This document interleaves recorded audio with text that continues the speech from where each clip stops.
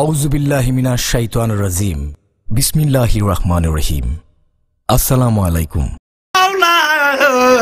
কিয়ামত পর্যন্ত এই দুনিয়ার বুকে আর থাকবে না আমার নবীর আওলাদ রাসূল।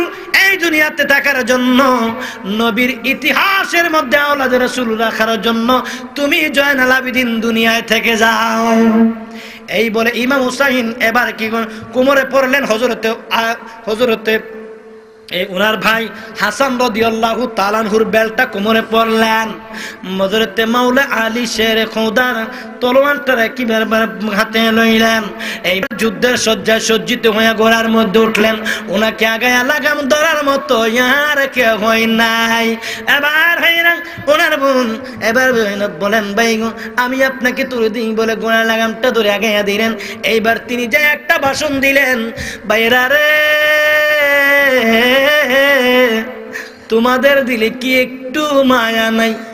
মনে কি পড়ে না আমার নানার কথা রে? মনে কি পড়ে না আমার নানার সাহাবীদের কথা? মনে কি পড়ে না আমার বাবা আলীর কথা? মনে কি পড়ে না? তোমাদের কি মনে নাই আমার নানা তোমাদেরকে শাফায়াত করবে? তোমাদের কি মনে নাই আমার নানা বলেছেন হুসাইন আমার আর আমি হুসাইনের।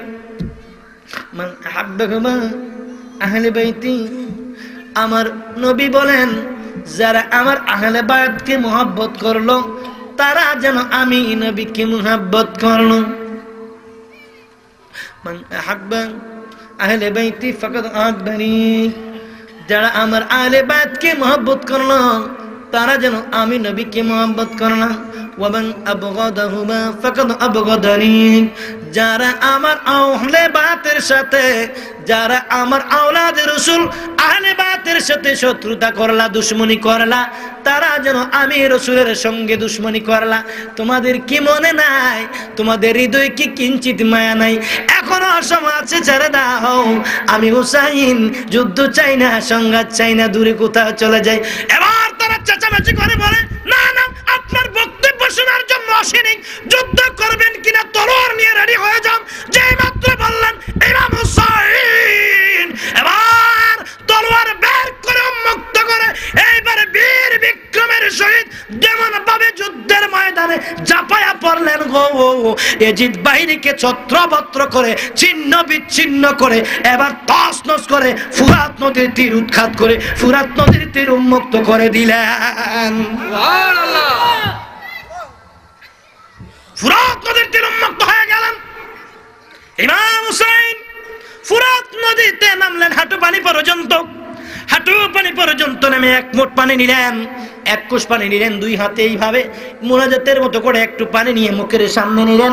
হঠাৎ করে খেয়াল হয়ে গেছে আলী আসগরের কথা, আলী আকবরের কথা, আবুল কাসেমের কথা, আলী আকবরের কথা, বাগিনাদের কথা, ভাতিজাদের কথা, সমস্ত আপনজনের কথা মনে হইয়া একবার নয়, দুইবার নয়, তিনবার নয়, তিনবার পর্যন্ত পানিটা মুখের সামনে নিয়া পানিটা ফেলে দিয়ে তিনি উপরে উঠে যায়। এমনি করে এমন ভাবে যুদ্ধ শুরু করতে লাগলেন, হাজার হাজার সৈন্য ছত্রভঙ্গ হয়ে চতুর্দিকে ছিটিয়ে পালাইতে শুরু করলো। এইবার যখন তিনি কি করলেন, পানির থেকে এবার পানিটা যখন খাইলেন না, উপরের দিকে যখন উঠে গেলেন, উঠে এবার তিনি পানির পিপাসায় হা হা করতেছে। এইবার মাথাটা ঘুরাইতেছে, উনি খালি জমিনের মধ্যে ঘুরতেছে। সুযোগ বুঝে চতুর্দিক থেকে একটা একটা করতে করতে তীর মারা শুরু করলো। তীর পড়তে ইমাম হুসাইনের গায়ের মধ্যে 72টা তীর এসে বসে যায়। এজিদ বাহিনীর 72টা তীর ইমাম হুসাইনের শরীরের মধ্যে বসে গেলে ইমাম হুসাইন ধরাশায়ী হয়ে আস্তে করে মাটির মধ্যে দুলে পড়ে যায়। তারপরও তারা ভয়ে সাহস করে না। অনেকক্ষণ পর্যন্ত যখন উঠে না, এবার দূর থেকে আস্তে আস্তে তারা আগাইতে লাগলো। আগাইয়া দৌড়ান দিয়া একজনে কয়ে এবার ঘোষণা দিল, সবার আগে যে ইমাম হুসাইনের কাল্লাটা, তাদের মধ্যে যে সরদার ছিল, সরদার ঘোষণা দিল যে এই ব্যক্তি ইমাম হুসাইনের কল্লাটা সবার আগে এজিদের আব্দুল্লাহ বিন জিয়াদের হাতে এনে দিতে পারবে, এজিদের দরবারের মধ্যে পৌঁছাতে পারবে, তাকে হাজার হাজার দিরহাম পুরস্কার করা হবে, তাকে রাজকীয় ক্ষমতা দেওয়া হবে। এই ঘোষণা দেওয়ার পর তাদের মধ্যে স্পিরিট এসে গেলেন। স্পিরিট আসার পর সর্বপ্রথম একটা দৌড়ান দিল, যার নাম হলো সীমার। তার নাম কি? সীমার। সীমার কোন ধর্মের লোক? ইসলাম। কোন ধর্মের লোক? মুসলমান। ইসলাম ধর্মের লোক। জাতে কি? মুসলমান। মুসলমান। জাতে কি? মুসলমান। ইমান না থাকলে টুপিদারি পাগড়ি আর গিয়া যত বড় পাগড়ি লাগান, আর যত বড় দাড়ি হোক না কেন, লম্বা দাড়ি, যত বড় লম্বা দাড়ি হোক, আর যত বড় পাগড়ি হোক, যত বড় জুব্বা হোক, ইমান যদি মজবুত না হবে, নবী এবং আহলে বায়াত এবং আউলিয়া কেরামদের প্রতি যদি ইমান মজবুত না হবে, তোমার আমল বরবাদ হয়ে যাবে। ঠিক না বে ঠিক? জোরে বলুন। আমার এই মুরাদনগর থানার কি গ্রাম এটা? পাজির পাড়। এই মাহফিলে আমি প্রতি বছর আসি, আজকে প্রায় বহু বছর পর্যন্ত আমি এই মাহফিলে আসি। আজকে এই মাহফিলে আসার পরে আমাকে আমার ভাই এই সাইফুল বাড়ি, আজকের মাহফিলের সভাপতি যিনি নাজমুল বাড়ি, খোকন ভাই আমাকে অত্যন্ত মহব্বত করে থাকেন। খোকন ভাই আছেন আমার পাশে, আজকের মাহফিলের সভাপতি যিনি, ওনারই ছোট ভাই সাইফুল ভাই আমাকে বলেছেন আজকে আপনি আশুরা কারবালার সম্পর্কে, আমাকে ওই দিন ফোনে বলেছেন আপনি কারবালার এই সম্পর্কে আমি কিছু বলবেন, সেজন্য আজকে এই বিষয়টা নিয়েছি। আমি ভাই বলতেছিলাম এই মুসলমান দিয়ে কি লাভ হবে? এই যে সীমার ইমাম হুসাইনের করদানের মধ্যে ছুরি চালাইছে, ওই সীমার 30 পারা কোরআনের হাফেজ ছিল। ঠিক ঠিক না বে ঠিক? জোরে কোন ঠিক। আপনারা কি ভয় পান নাকি? আশ্চর্য হলাম আজকে আপনাদের এত মানুষ, কিন্তু আপনাদের আওয়াজে কিন্তু আমি খুশি হইতে পারছি না। আপনাদের আওয়াজটা কিন্তু আমি খুশি হইতে পারছি না। ঘটনা কি? আপনারা কি অসুস্থ না সুস্থ? আপনারা কি ঘুমে আছেন না সজাগ আছেন? কেমন সজাগ আছেন দেখি? নারায়ে তাকবীর, নারায়ে রিসালাত, ইয়া রাসূলুল্লাহ। পিছের আওয়াজটা একটু কম হইতেছে, সামনের আওয়াজটা মোটামুটি ভালো হইতেছে। পিছের তারা কয় আমরা তো পিছন দিয়ে যে দরজা রাখছে আর কুয়াশা ঠেলতেছে, আমরা যে আস্তে আস্তে বড় হয়ে যেতেছে, হুজুর এই খবর জানে না। হেরা কইতেছে এইটা।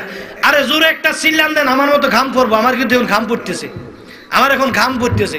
আস্তে আস্তে দেখেন না, সব খুলতে খুলতে একটা একটা করে সবই খুলতেছি, ঘাম পড়তেছে, কারণ জোরে কথা বলতেছি। সে পরিশ্রম কি আপনারা বেশি হচ্ছেন না আমি বেশি হচ্ছি? পরিশ্রম কি আপনারা বেশি না আমি বেশি? আমি বেশি হইলে তো আপনাদের তো অলসতা কেন? আপনারা একটু জোরে সুরে স্লোগান দেন, নারায়ে তাকবীর, আল্লাহু আকবার, নারায়ে রিসালাত, ইয়া রাসূলুল্লাহ, শুহাদায়ে কারবালা জিন্দাবাদ জিন্দাবাদ, শুহাদায়ে কারবালা জিন্দাবাদ জিন্দাবাদ। আজকের মাহফিলের উসিলায় হযরত ডাক্তার আব্দুল বারী রাহমাতুল্লাহ আলাইহির কবরকে যেন আল্লাহ পাক নূরানি, ঈমানি এবং নূরের জান্নাতের বাগান করে দেয়। জোরে বলুন আমিন। আমিন। এবং আপনার আমাদের আওলাদের মধ্যে যারা দুনিয়ার বুকে নয়, তাদের কবরকে যেন আল্লাহ জান্নাতের বাগান করে দেয়। সকলে চিৎকার দিয়ে বলুন আমিন। আমার ভাইয়েরা বলতেছিলাম, এবার দৌড়ান দিয়ে আসলো সীমার। কে আসলো? সীমার। কে আসলো? সীমার। সীমার এসে ইমাম হোসেনের বুকটার মধ্যে বইছে, বুকের মধ্যে বইয়া গো গলাটার মধ্যে ছুরি চালাইতেছে। ছুরি গলার মধ্যে ধরে না, ছুরি গলার মধ্যে ধরে না। পিছন দিক থেকে আরো কতগুলা মুনাফিক, বেঈমান, ইয়াজিদ বাহিনী এবং আরো কতগুলা হাফেজ বলতেছে সীমার রে তাড়াতাড়ি করে জবা করো, ইমাম হুসাইনের কল্লাটা লইয়া মসজিদে যাইয়া জামাতে নামাজ পড়মু। নাউজুবিল্লাহ। ইমাম হুসাইন কয় রে সীমার, আমাকে তুই জবাই করবি বুঝলাম, আমাকে জবাই করবি আমি মেনে নিলাম, আমি তোকে গর্দান পেতে দেব। তোর কাছে একটা অনুরোধ রে ভাই, আমাকে শেষবারের মতো 2 রাকাত নামাজ পড়তে দে। কারবালার কুরবানি স্মরণ করো, প্রাণ পড়ে সকলে নামাজ পড়ো। নামাজ পড়বেন কিনা? পড়ার দরকার আছে কি নেই? নামাজ ছাড়লে কোন উপায় আসেনি? নামাজ ছাড়া উপায় আসেনি? নামাজ পড়ার দরকার আছে কি নাই? নামাজ পড়বেন কে কে দেখি? আল্লাহ যেন তৌফিক দান করে, বলুন আমিন। আমিন। ভাইরা আমার, বেনামাজি অত্যন্ত জঘন্য অপরাধী।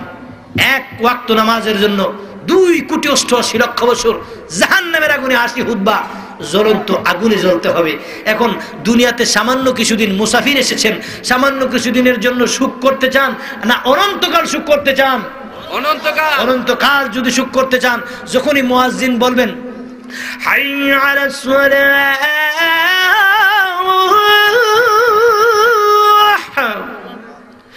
হাইয়া আলাস সালাহ,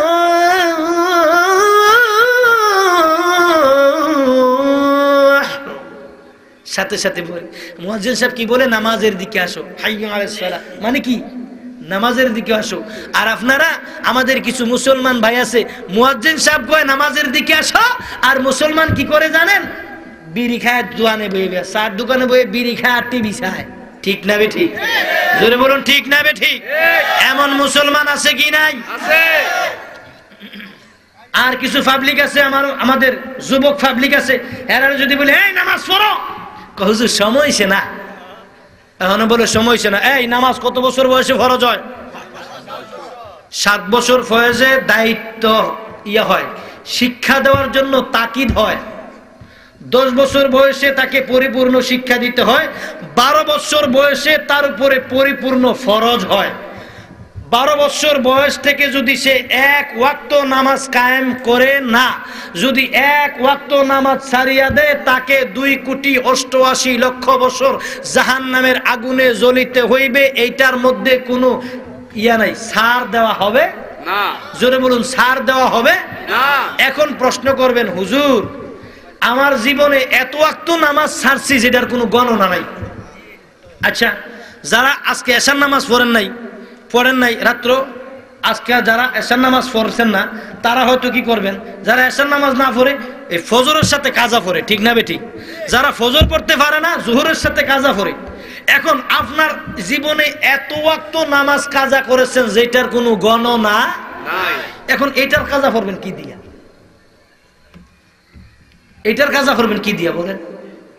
আর এটার উপায় কি হইব?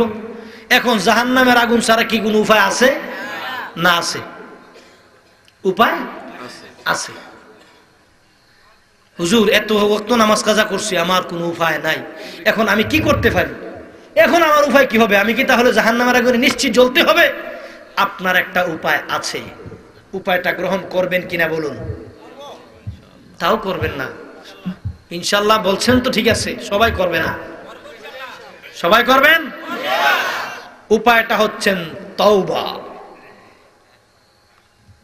বুঝতে পেরেছেন? বলেছেন এখন ঠিক আছে হুজুর, তোবা করলে যেহেতু মাফ হয়ে যায়, আরো 10 বছর নামাজ পড়তাম না, এরপরে 10 বছর পরে একবারে তোবা করে না। তোবা করলে যেহেতু মাফ হয়ে যায়, এই বছর আর নামাজ পড়তাম না হুজুর, আগামী বছর তোবা করাম, একটা বছর পরে বিয়াটা কইরে লই, ডাইরেক্টলি রাখিয়া লই, এরপরে নামাজ পড়ান। এই নিয়ত যদি আপনার, এই নিয়ত কইরা যদি আপনি তোবা না করেন, আপনার জীবনের কোনোদিনে তোবা কবুল হবে না। যদি এই নিয়ত আপনার মধ্যে থাকে, আপনার তোবাটা তোবা হিসাবে কবুল হবে না। না। আর যদি এই মুহূর্ত থেকে তোবা করেন যে ভাই আজকে থেকে এই জীবনে আর কোনোদিন নামাজ ছাড়তাম না, এই মুহূর্তে থেকে সিদ্ধান্ত নেন, প্রকাশ্যে গোপনে শিরকে বিদআতে জানা ওয়াজানা যত গুনাহ করেছি গো মাওলা, বাকি জীবনে আর গুনাহ করব না আল্লাহ, এই জীবনে আর গুনাহ করব না। আল্লাহু আকবার গো। আল্লাহু আকবার। আল্লাহ কয় তুই যদি সিদ্ধান্ত নিয়েছ এই মুহূর্ত থেকে আর তোবা করবি না, যা আমি তোর জীবনের সমস্ত গুনাহ মাফ করে দিলাম। জোরে কোন আল্লাহু আকবার। আল্লাহু আকবার। নারে তাকবীর, আল্লাহু আকবার। নারে রিসালাত, ইয়া রাসূলুল্লাহ। আহলে সুন্নাত ওয়াল জামাত। জিন্দাবাদ। জিন্দাবাদ। আপনারা কোন জামাত? সবাই বলুন কোন জামাত? আহলে সুন্নাত। আরো জোরে বলুন কোন জামাত? আহলে সুন্নাত ওয়াল জামাত। জোরে জোরে বলুন আলহামদুলিল্লাহ। আলহামদুলিল্লাহ। আমার ভাইয়ের ইয়াজিদের বাহিনী ইমাম হুসাইনের গোঁফ মুবারকের মধ্যে চাপ দিয়ে বসলেন। বসার পরে গলার মধ্যে ছুরি চালাইতেছেন, মনে আসেনি? ইমাম হুসাইন কয়, রে সীমার দে দে, আমাকে 2 রাকাত নামাজ পড়ার সুযোগ দে।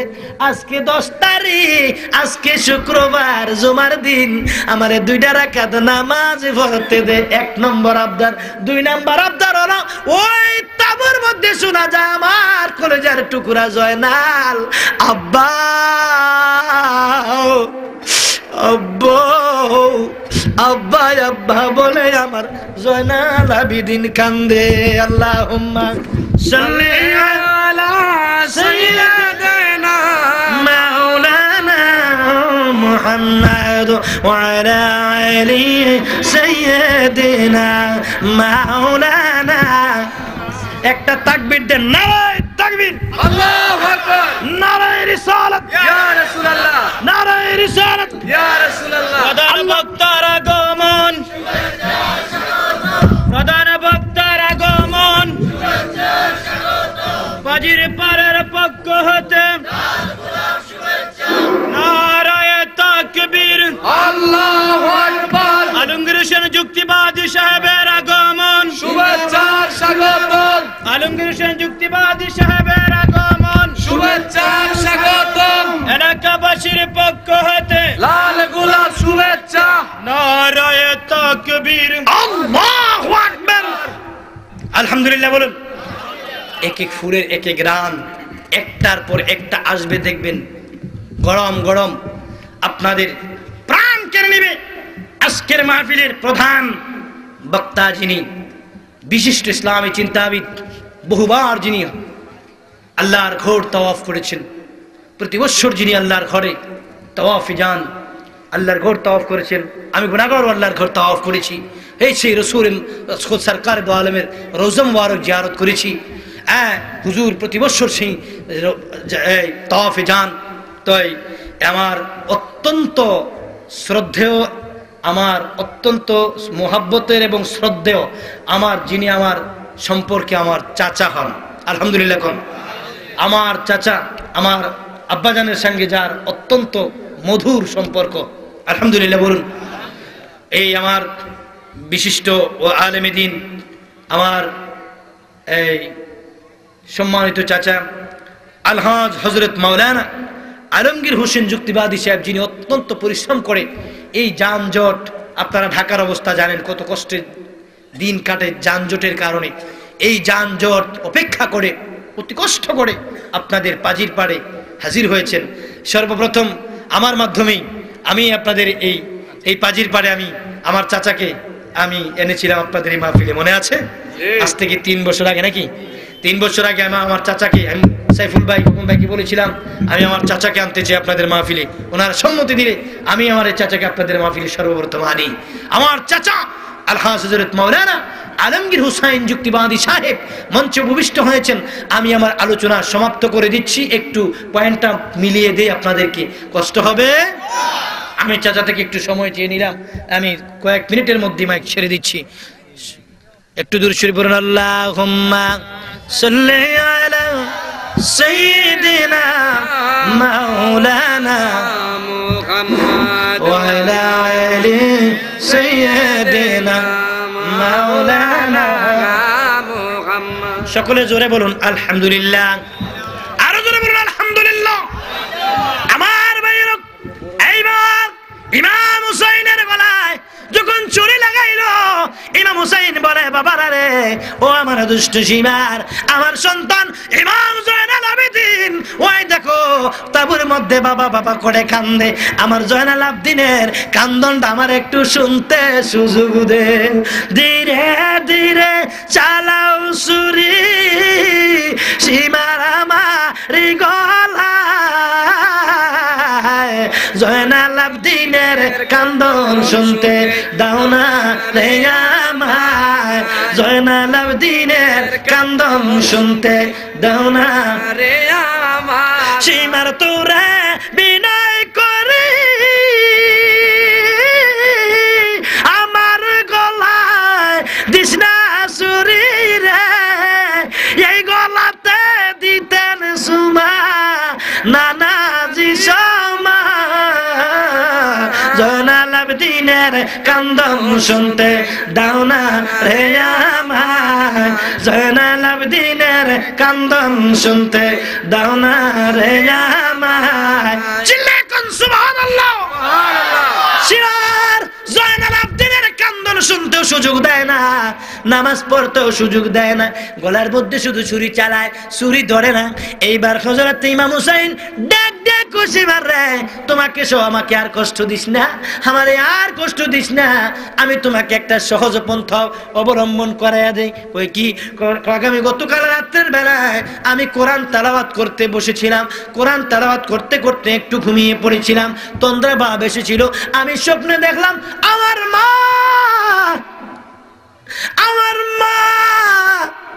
জান্নাতে থেকে গো জান্নাতের জননী মা খাতুন জান্নাত ফাতেমাতুজ জোহরা রাদিয়াল্লাহু তাআলা আনহা আমার মা আমি দেখেছি ওই জায়গাটার মধ্যে পরিষ্কার করতেছে আর জান্নাতের পানি দিয়ে লেপন করতেছে আর কাঁদতেছে আউলাকে সে পাগল বেশে মা কান্দে আগামী কাল আমার হুসাইন এই জায়গা থেকে জান্নাতে আমার বুকের মধ্যে চলে আসবে রে সীমার ওই জায়গার মধ্যে নিয়ে আমার গলার মধ্যে ছুরি চালা আমি নামাজের অবস্থা আমি সুবহান রাব্বিয়াল আলা বলে আমি সিজদায় যাব যায় নামাজের শুরুতের মধ্যে যখন যাব আর আমার গর্দানের মধ্যে তখন ছুরি যদি চালায়া দেয় তখন তোর ছুরি কাজ করবে নচেত কাজ করবে না এই কথা শোনার পর পাগলের মতো চেঁচড়াইয়া ইমাম হুসাইন কই জায়গার মধ্যে নিয়ে ফেললে ইমাম হুসাইন এবার কি নামাজের শুরুতে সিজদার মধ্যে পড়ে তিনি আল্লাহর দরবারে আল্লাহর তাসবিহ পড়া শুরু করলেন এইদিকে কুরবানির গরুর গলার মধ্যে যেমনি ছুরি চালায় গো এমনি করে গো ইমাম হুসাইনের গলার মধ্যে ছুরি চালায়া দেহ থেকে কেল্লাটারে আলাদা কইরা ফালাইছে নাউজুবিল্লাহ নাউজুবিল্লাহ তারা মুসলমান এরা কোন মুসলমান যারা নবীর আহলে বায়াতের গলায় ছুরি চালাইতে পারে যে হুসাইন সম্পর্কে আমার নবী বলে আমি হুসাইনের হুসাইন আমার আমি হুসাইন হইতে হুসাইন আমার হইতে যেই নবীর আমার আহলে বায়াতের শানে বলেন যারা আমার আওলাদকে মহব্বত করলা তারা আমি নবীকে মহব্বত করলা যারা আমি নবীকে আমার আওলাদের সঙ্গে দুশমনি করলা তারা আমি নবীর সঙ্গে দুশমনি করলা